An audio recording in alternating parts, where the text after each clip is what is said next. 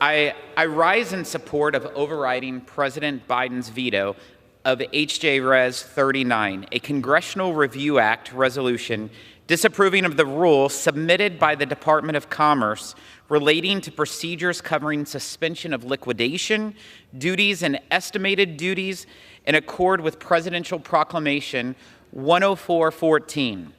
2 weeks ago, the Ways and Means Committee held a hearing at the Port of Staten Island in New York to listen to working Americans who are on the front lines of the impact of our trade policies. Witnesses highlighted for the committee the troubling reality that the Chinese Communist Party continues to engage in a wide range of unfair trade practices that rip off American workers, farmers, and businesses. Today's resolution highlights one of the most prolific of these unfair practices: massive subsidies for the CCP's favored industries.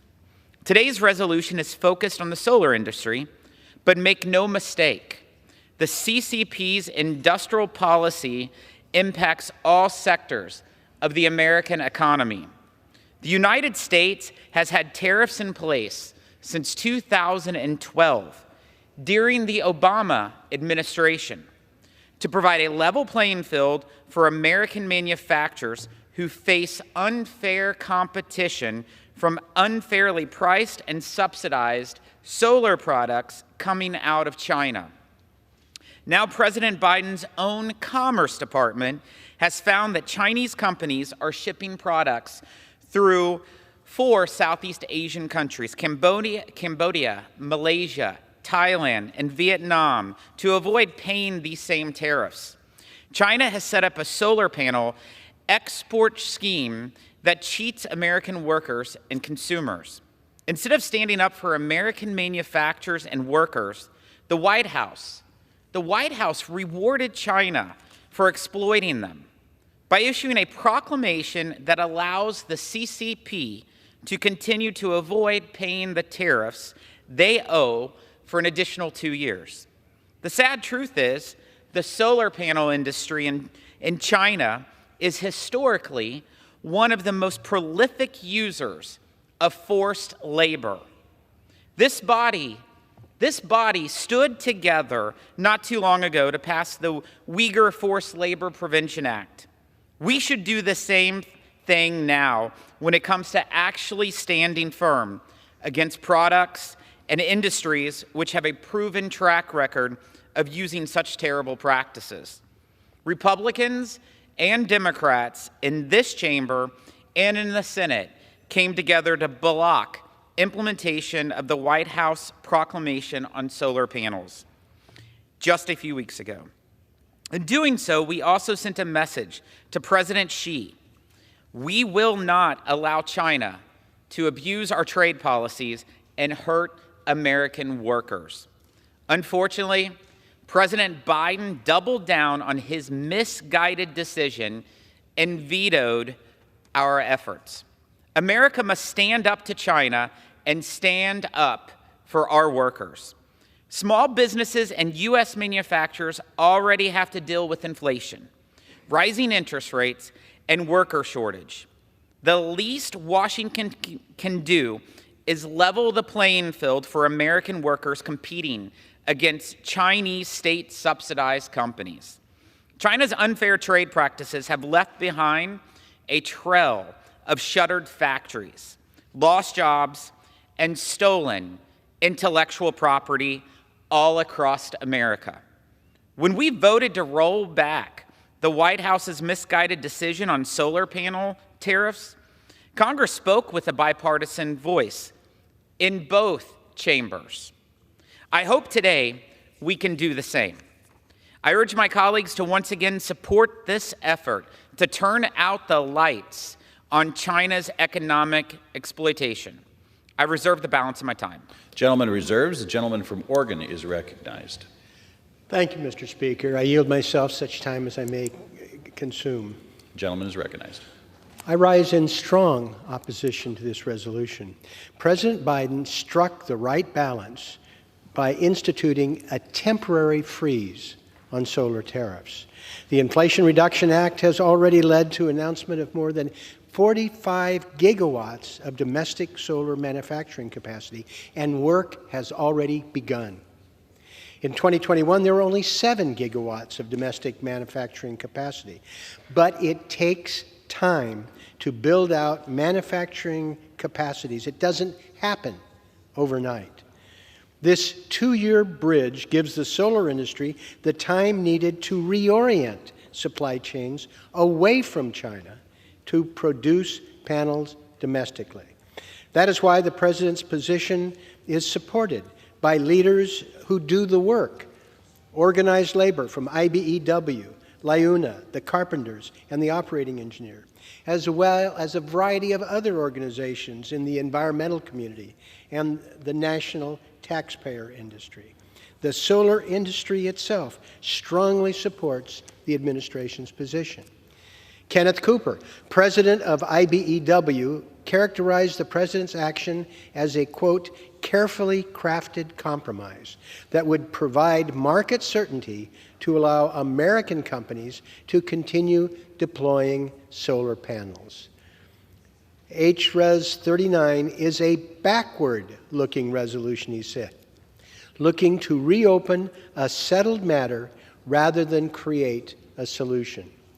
But it's not just organized labor. Members of the environmental community say that this resolution could destabilize the solar supply chains, harm ongoing deployment, threaten high-quality solar construction jobs, and impede our nation's decarbonization goals. The National Taxpayers Union opposes this proposal, saying that Congress should not, quote, increase energy costs via the Congressional Review Act. Many of us in Congress have worked for years to achieve the policy victories contained in the Inflation Reduction Act. We share the goal of pushing back against China, have supported legislation to do precisely that. But now is not the time to undermine our efforts in producing a robust supply chain in solar. I would encourage my colleagues to consider the overwhelming evidence and reject this legislation when it is called for a vote today. Thank you, and I yield back. Gentleman, does the gentleman reserve? Reserves, excuse me. Gentleman yes. reserves. The gentleman from Missouri is recognized. Mr. Speaker, I yield 2 minutes to the gentle lady from West Virginia, Ms. Miller. The gentlewoman from West Virginia is recognized for 2 minutes. Thank you, Mr. Speaker, and thank you, Mr. Chairman. I rise today in support of the veto override on HJRES 39. In the past 5 months, the Republican-led House of Representatives has taken more action to hold China accountable for its unfair trade practices than the past 4 years that I've been in Congress, all while the Biden administration is actively working to promote Chinese interests. The Biden administration is allowing the Communist Chinese Party to outmaneuver us at every step, even rewarding them by vetoing bipartisan legislation that puts America first. Letting Chinese solar companies cheat directly handicaps U.S. solar manufacturers and puts America at a disadvantage.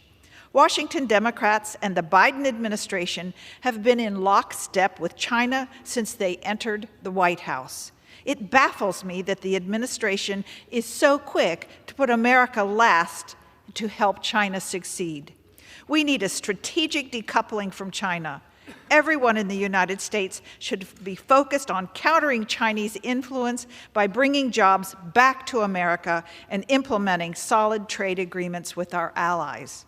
It's imperative that we override this veto. I yield back my time. Gentleman reserves. The gentleman from Oregon is recognized. Thank you very much, Mr. Speaker. I respectfully disagree with the gentlelady from West Virginia. This would not help American industry. I would like to enter into the record statements from 9 American stakeholders in the industry who relied on Commerce's regulations to make significant business and economic decisions. They say nullifying commerce rulemaking as provided for in HRES 39 would penalize companies acting in accordance with the law by imposing large, up to 254% unanticipated retroactive duty liability for these stakeholders, going back to April 1st, 2022. Going back on this federal commitment would create a chilling effect on American business, setting a terrible precedent that undermines our competitiveness in the marketplace. It is my great honor to yield 3 minutes to the gentleman from Texas, Mr. Doggett. Without objection, the gentleman from Texas is recognized for 2 minutes. Correction, 3 minutes. Yeah. Thank you.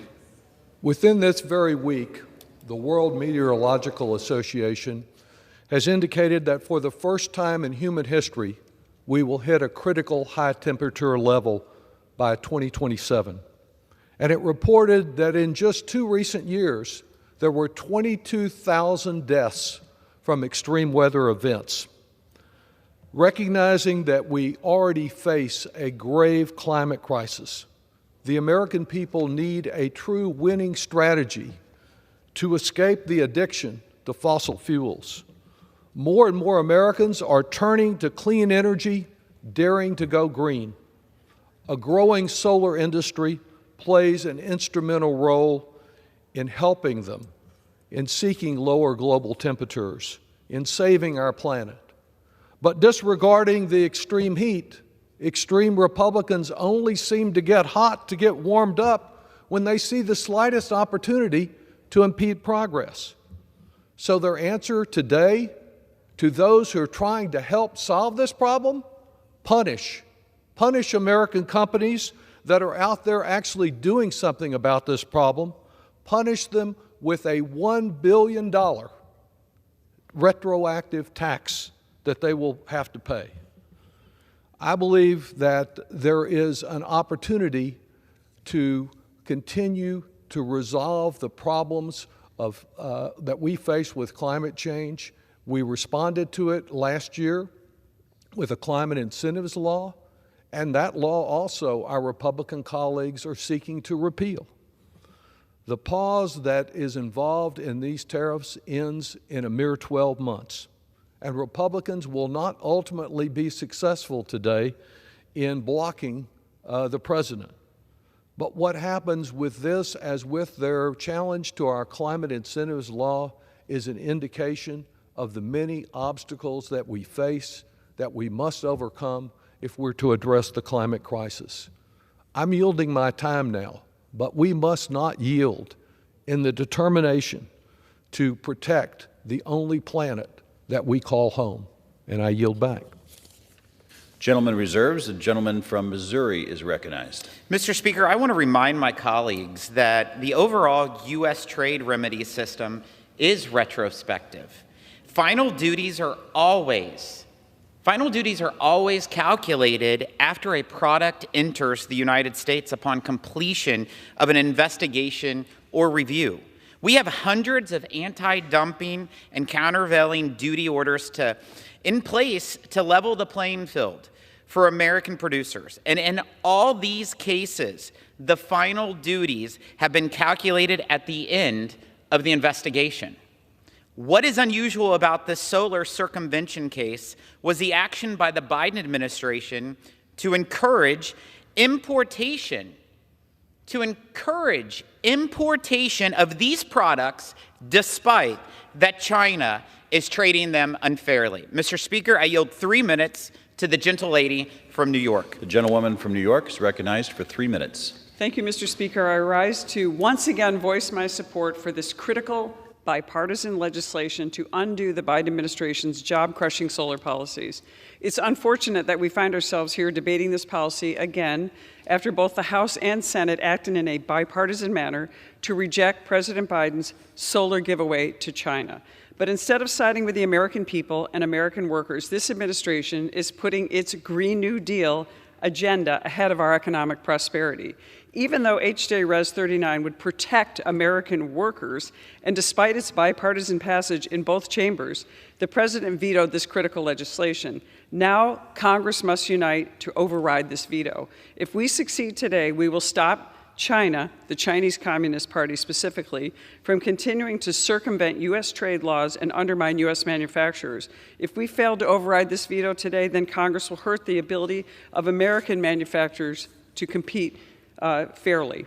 I urge my Democratic colleagues, please do not allow this to happen. Join us in standing up for American jobs. If you support American workers, then join us in overriding this veto. We cannot stand by as this irresponsible proclamation allows Chinese solar companies to flood our market with their products tariff-free, hurting American jobs and industry.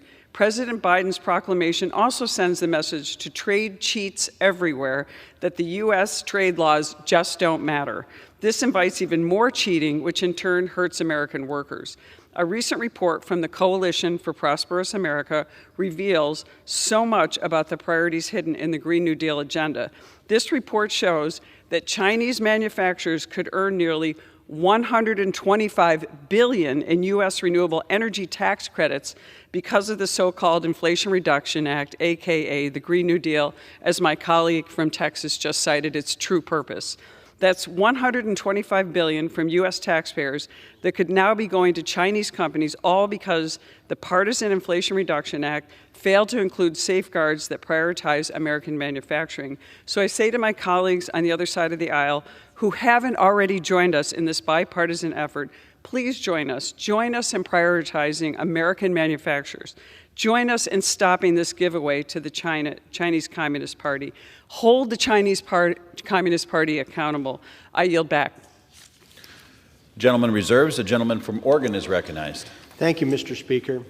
I would ask unanimous consent to enter into the record the statement from Terry O'Sullivan, the General President of LIUNA, the International Laborers Union of North America. Without objection. His statement is on behalf of 500,000 members of the Laborers International Union in strong opposition to this proposal. This CRA resolution comes at a time when our nation is looking to bolster wind and solar industry, turning away from more harmful energy sources.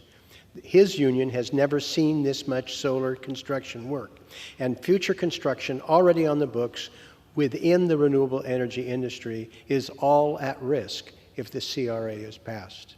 With that, The gentleman's request is without objection. thank you so much.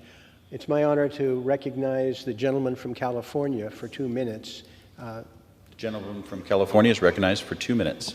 I thank the gentleman for yielding and for your leadership in this policy area, Mr. Blumenauer. Mr. Speaker, I rise in opposition to this legislation. As I said when this legislation originally came to the floor, I share my colleagues' goal of ensuring that our trade laws are fairly enforced. And I certainly share our collective goal of promoting domestic manufacturing and jobs. But if this bill were to become law, if the President's veto were to be overridden, it would cost, not create, American jobs. And in the long run, it would make it harder, not easier, for our country to become energy independent. This bill would make it impossible to deploy solar energy quickly enough throughout the United States. It would undercut the climate change investments in the Inflation Reduction Act, the biggest investment in fighting climate change in the history of our country. We all want solar products manufactured right here at home. But in the short run, our domestic industry can't increase production rapidly enough to meet demand or to meet our climate goals. I urge my colleagues to oppose this legislation, and I yield back. Gentleman reserves. Gentleman from Missouri is recognized. Thank you, Mr. Speaker. I yield 4 minutes to the gentleman from Florida, Mr. Posey. Gentleman from Florida is recognized for 4 minutes. Thank you, Mr. Speaker, and I thank the gentleman, Chairman Smith, for yielding. China is cheating America. They know it. You know it. I know it. Everybody knows it. China is avoiding the tariffs both Presidents Obama and Trump agreed upon by shipping solar panels through other countries in Southeast Asia and simply slapping a new label on them. It's an undeniable fact, investigated and verified by the U.S. Department of Commerce. And according to the U.S. Department of Labor, the CCP, the Chinese Communist Party has detained more than 1 million Uyghurs and other minorities in China's far western Xinjiang region. An astounding 1 million people detained. To put that in perspective, that's nearly the equivalent of every man, woman, and child in most of our congressional districts. Many of these people have been forced into labor camps and factories to produce goods for the Chinese Communist Party loyalists to sell around the globe. China produces 18 goods using forced labor or slave labor. Any use of slave labor is morally wrong, we know that, and China is by far the world's biggest offender. Among the products produced by the Uyghurs and others through forced labor are electronics and polysilicon, which is used to make solar panels. Over 50% of the country's production of polysilicon takes place in Xinjiang. Some of those solar panels are the very same solar panels we're talking about here today. According to the U.S. Department of Labor, these are some of the conditions that Uyghurs and others in China's western region face as they make solar panels. They receive little pay. They're not allowed to leave. They have limited or no communication with their family members. And they must learn Mandarin and undergo an ideological indoctrination. That's truly barbaric, and we shouldn't sell out our production to help them. The regulation in question violates both our laws about importing products made with forced labor and to enable these labor practices to continue. I feel sure everyone in this chamber despises the evils of slavery and slave labor. In a few minutes, we'll have the chance to see just who talks the talk and who walks the walk. If we pass this resolution, we can help put a stop to China's cheating and slave labor. Make no mistake, people can still buy all the Chinese solar panels that they want to buy. We're not stopping them from doing that. We're not making solar panels unavailable. All we're saying is that they have to pay a tariff, pay a fair tariff that President Obama and President Trump both agreed upon. I'd be remiss in not thanking some of my colleagues on the other side of the aisle for co-sponsoring this common sense resolution and working to make it bipartisan. The gentleman from Michigan, Mr. Kildee, the gentleman from New Jersey, Mr. Pascrell, the gentlelady from Alabama, Ms. Sewell, and the gentleman from California, Mr. Khan. Please walk the walk and vote in favor of this resolution to put American workers, American products, and the United States of America first. Thank you, and I yield back. Gentleman reserves. The gentleman from Oregon is recognized. Thank you, Mr. Speaker. I would ask unanimous consent to enter into the record the statement from James T. Callahan, General President of the International Union of Operating Engineers. He states, among other things, repealing President Biden's proclamation will result in retroactive duties and tariffs that would jeopardize 30,000 construction and 4,000 manufacturing jobs. We are not prepared to stand by and let some partisan dispute eliminate operating engineers' jobs and slow the deployment of clean energy. I would like to yield 2 minutes to the gentleman from Illinois, Mr. Davis. The gentleman's request is without objection. The gentleman from Illinois is recognized. Thank you, Mr. Speaker, and I thank the gentleman for yielding. Solar energy is one form of electricity generation that is growing in the United States.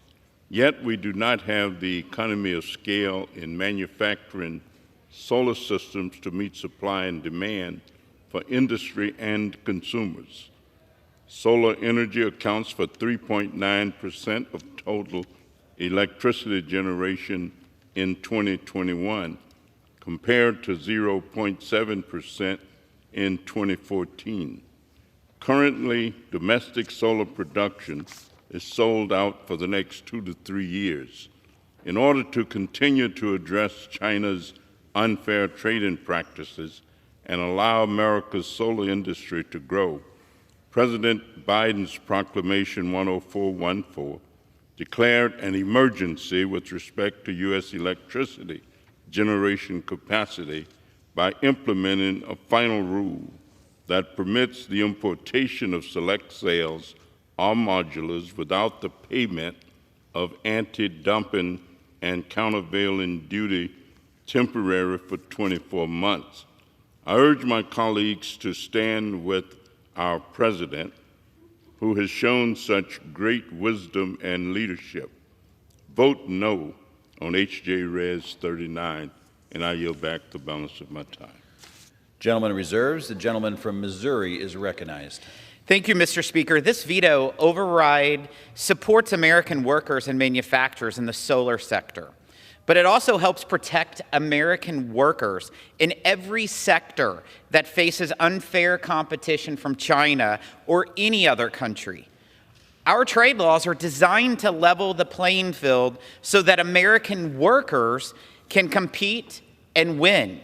We have hundreds of trade remedy orders in place to do exactly that for many American industries. These laws aren't worth the paper they are written on unless they are enforced.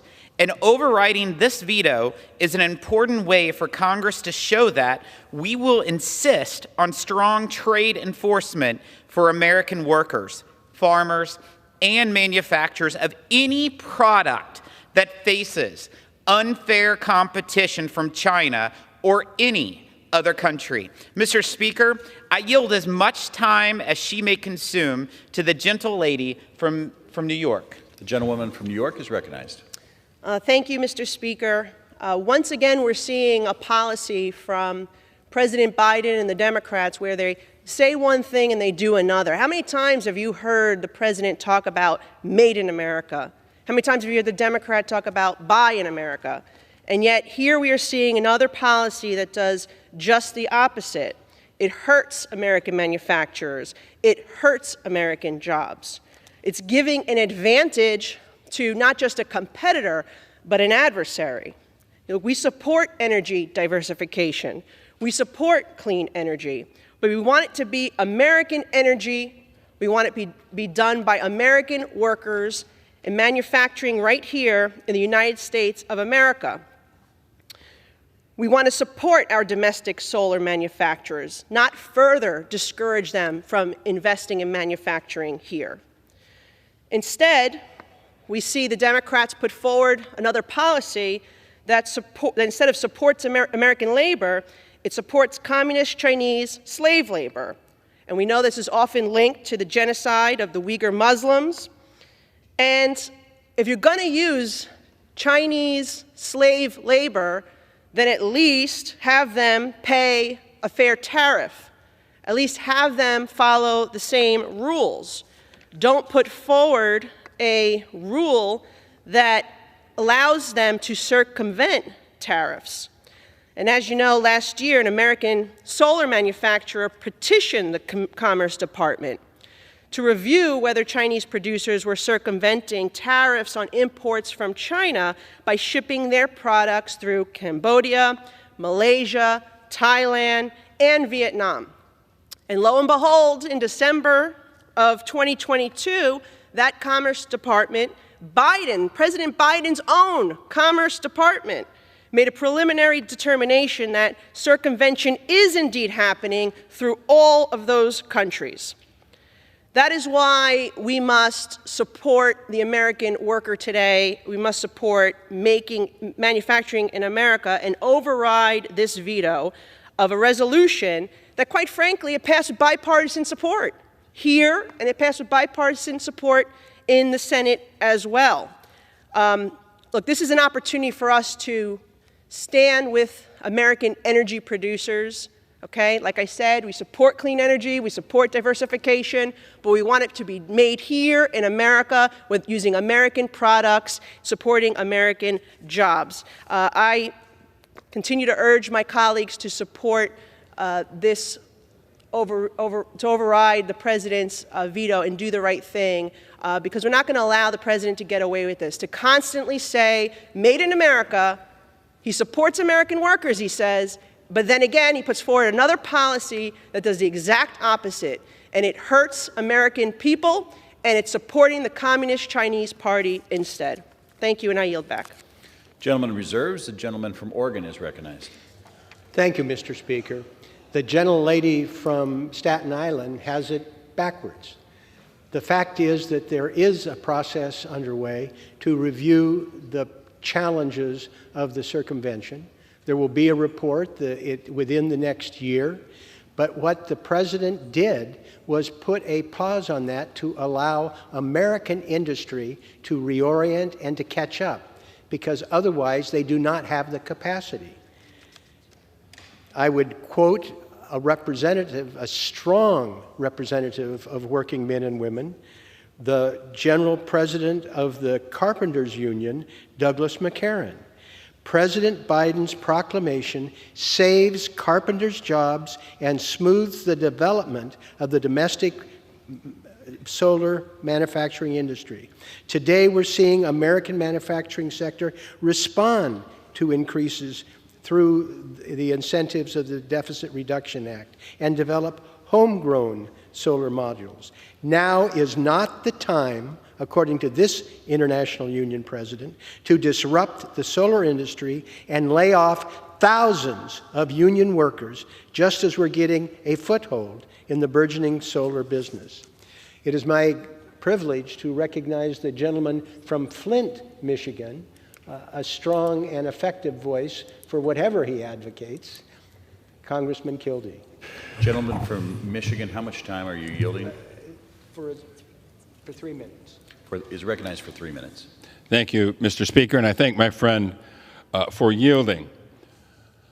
I rise in support of this veto override resolution to support the Michigan and American workers and to hold those who violate U.S. trade laws accountable.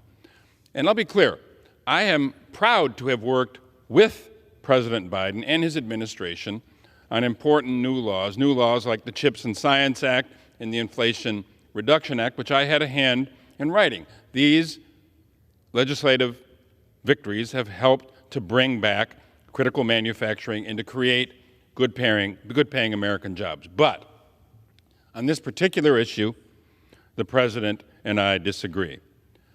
For far too long, bad trade deals and unfair trade practices from other countries have hurt American workers. And I believe that we need to enforce our current trade laws and strengthen our ability to fight unfair trade practices.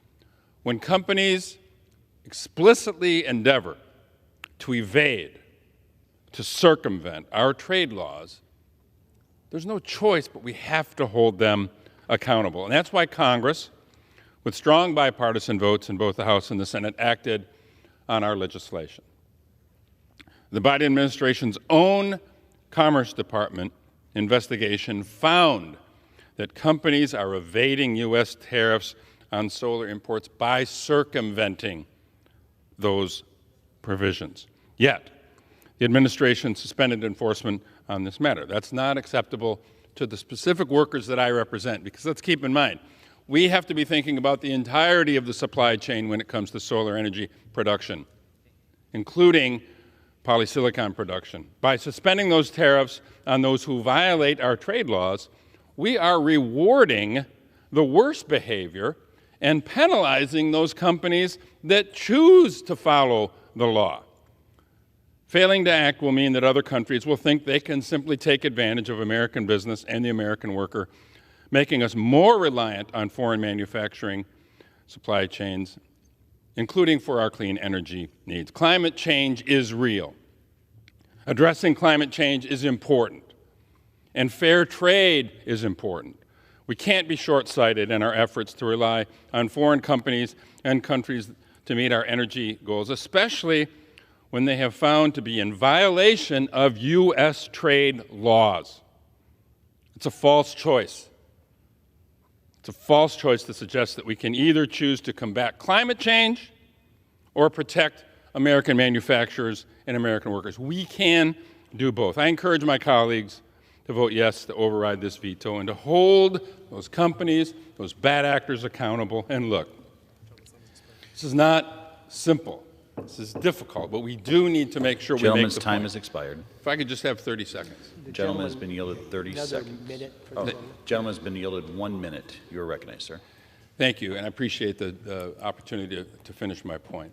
There will always be an argument to look the other way, to get cheaper products by looking the other way when it comes to some of the worst practices in manufacturing on this planet. Of course it's going to be cheaper to look the other way when workers are being exploited, when intellectual property is being stolen, when child labor is being utilized. It will always be cheaper, but it's wrong. We can do both. We don't have to make this sacrifice of one principle in the name of the other.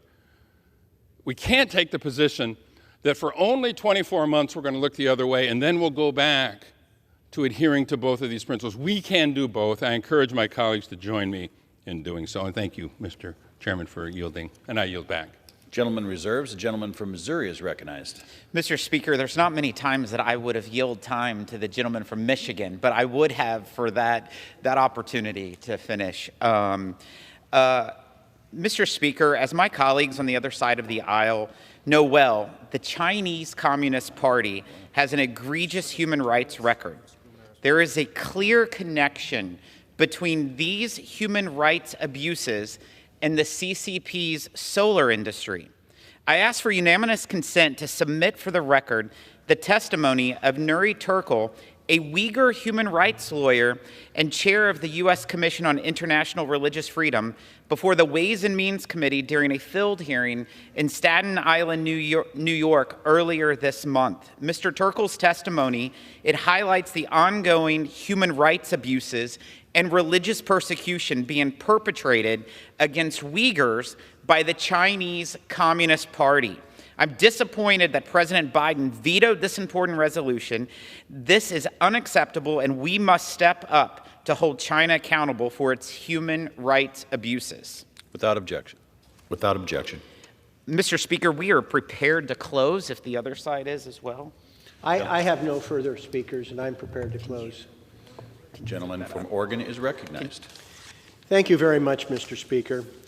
You know, there was a reference about false choices. Well, it's a false choice that we adhere to our interests and goals at the expense of throwing out of work thousands of American union workers and disrupting opportunities to smooth the supply chain. Mr. Speaker, I would ask unanimous consent to enter into the record a statement from 10 leading environmental organizations that talks about, and I'll quote, the Commerce Department investigation of tariff circumvention was being conducted. The administration sought to provide enough lead time for domestic solar panel manufacturing and supply chains to rapidly expand operation to meet demand, meet certainty on the prices of imported panels to solar companies deploying clean energy, and job stability for workers installing the panels. Without objection. Thank you. You know, somebody listening from the sidelines would think that there's a great deal of disagreement between my honorable friend from Missouri and me. That's not the case. We share many of the same goals, as he knows, with legislation that I'm proposing to try and rein in some of the egregious abuses of the Chinese. But what we are disagreeing about today is to undercut a process that is working with the Department of Commerce for accountability. The goal here is for another year to be able to work the process through. I have no doubt that we're going to end up essentially in the same place, but without compromising the ability of organized labor and workers to be able to have jobs, without undercutting the opportunity for the businesses to be able to cope with these changed circumstances and to be able to develop a supply chain, which you cannot do overnight, but over the course of the next year or so, we can make significant progress. That is our goal. We don't think that we have to punish American companies and American workers to achieve that goal. And I'm convinced that over the course of the next year, we will be largely in the same place after that process is finished with the Department of Commerce. But in the meantime, we're not going to have American workers and businesses pay the price for this, frankly, unfortunate demonstration of political messaging. We want to reach the same goal. We don't want to punish workers and industry while we get there. And having this additional year requested by the Biden administration that would be achieved by sustaining his veto is a reasonable outcome, and I think gets us where we want to be.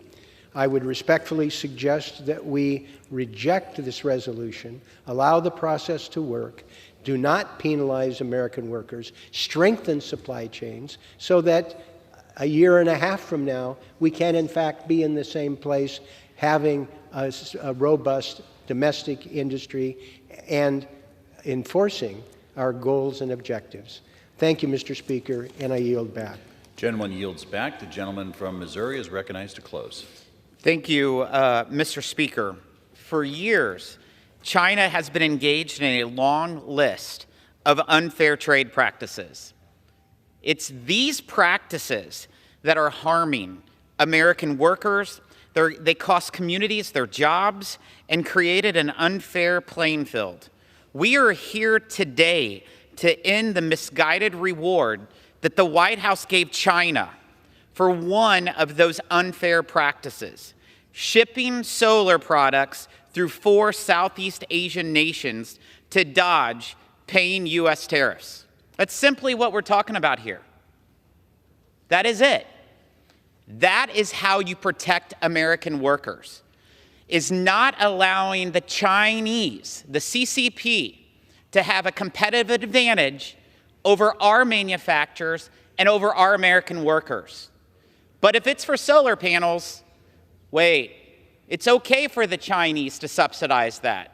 It's okay for the American workers to lose their jobs unfairly because we don't want to put a tariff on the CCP. And it's extremely important that even the Department of Commerce, President Biden's Department of Commerce, is the one that suggested there should be tariffs on these 4 countries because they're the ones that identified these 4 countries was being misused by the CCP. And that is what we're trying to do, is to follow Biden's Department of Commerce.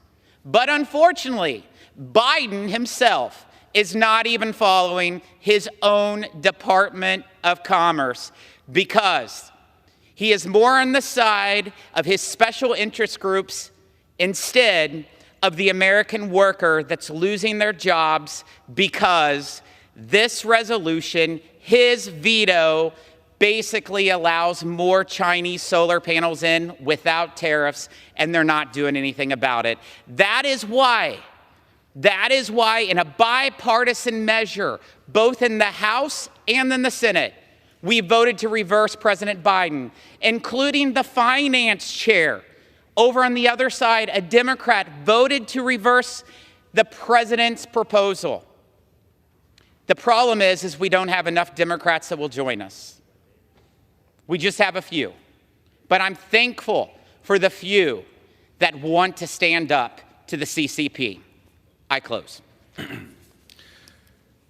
Without objection, the previous question is ordered. The question is, will the House on reconsideration pass the joint resolution? The objections of the President to the contrary notwithstanding.